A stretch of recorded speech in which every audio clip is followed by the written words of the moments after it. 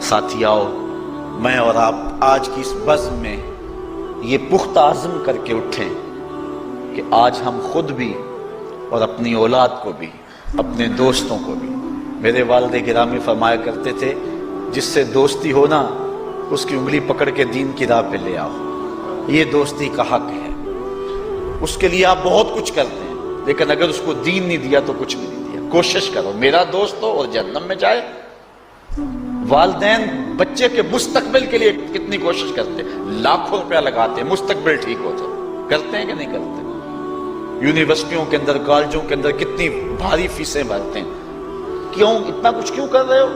میں نے دیکھا بوڑھا باپ اپنی کمر پہ بوریاں لاد کے مزدوری کرتا ہے، مائیں اپنا زیور بیچ رہی ہیں کہ اولاد پڑ جائے۔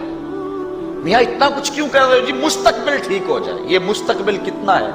20-25 سال کا، اور جو اصل مستقبل ہے اس کی فکر ہی نہیں کسی کو۔ اصل مستقبل تو وہ ہے، اللہ اکبر، بیرون ملک جائے بیٹا تو ماں کہتی ہے بس دعا کرو کہ میرا بیٹا خیریت سے پہنچ جائے۔ بیٹی کی شادی کرتی ہے تو ماں کہتی ہے دعا کرو کہ اپنے گھر میں اس کو چین مل جائے۔ کسی کا انٹرویو ہوتا ہے، لوگ کہتے ہیں جناب دعا کرو کہ اس انٹرویو میں وہ کامیابی سے گزر جائے۔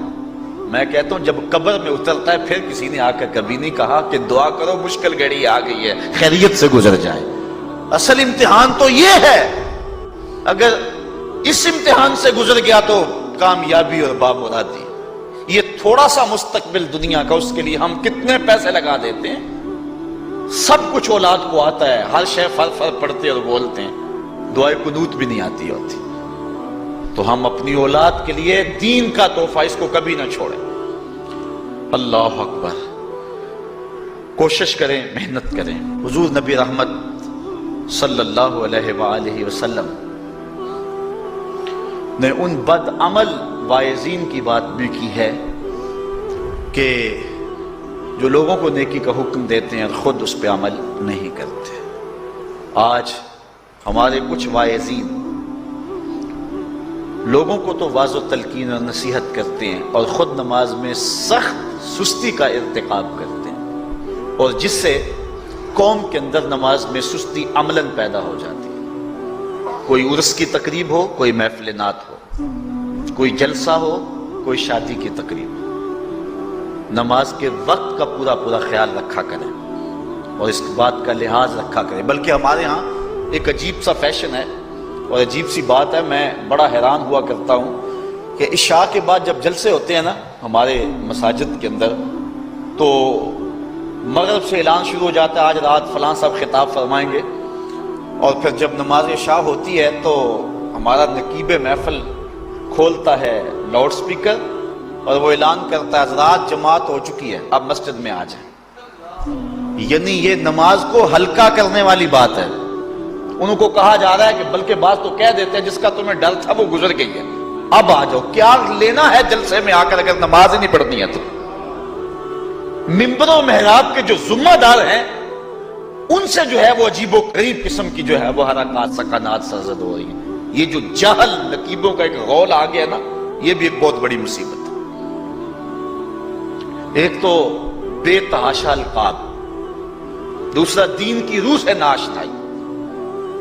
وہ کسی نے کہا تھا نا کہ پہلے حضرت غوث پاک ولی بناتے تھے، چور سے کتب بناتے تھے، آج کل ہم بناتے ہیں۔ کہا تم کیسے؟ کہا ہمیں پتا ہوتا ہے یہ چور بیٹھا ہوا ہے، کہتے ہیں غوث زمان اور کتب دوران۔ بے تحاشا اور بے تکا انداز، اور پھر دین کی روح سے یہ ناشنائی کہ باقاعدہ اعلان ہوتا ہے جناب جماعت ہو چکی اب تو آ جاؤ۔ تو کیا کرتا ہے ساری رات جاگ کے اگر عشاء کی نماز ہی نہیں پڑھی تو نماز کو ہلکا کیا گیا ہے۔ اسی طرح جلسہ لمبا ہو رہا ہے اور نماز کا وقت سکڑ رہا ہے۔ ان چیزوں کا التزام کرنا ہے، ہم نے کوشش کرنی ہے۔ اور یہ بھی ایک مصیبت ہے کہ دربار بڑا اونچا ہے اور مسجد کے اندر جانوروں کی بینٹیں پڑی ہوئی ہیں۔ حیثیت تو مسجد کی ہے، دربار کی تو ثانوی حیثیت ہے۔ دربار پہ 3 کروڑ روپیہ لگا ہوا ہے اور مسجد میں چٹائیاں بھی موجود نہیں۔ اپنے بھی خفا مجھ سے ہیں بیگانے بھی ناخوش، کہ زہر حلاحل کو کبھی کہہ نہ سکا کند، بات وہی کہتا ہوں سمجھتا ہوں جسے حق، میں ابلہ مسجد ہوں نہ تہذیب کا فرزند۔ بے تحاشا اور بے تکا انداز، اور پھر دین کی روح سے یہ ناشنائی کہ باقاعدہ اعلان ہوتا ہے جناب جماعت ہو چکی اب تو آ جاؤ، تو کیا کرنا ہے ساری رات جاگ کے اگر عشاء کی نماز ہی نہیں پڑھی تو نماز کو ہلکا کیا گیا ہے۔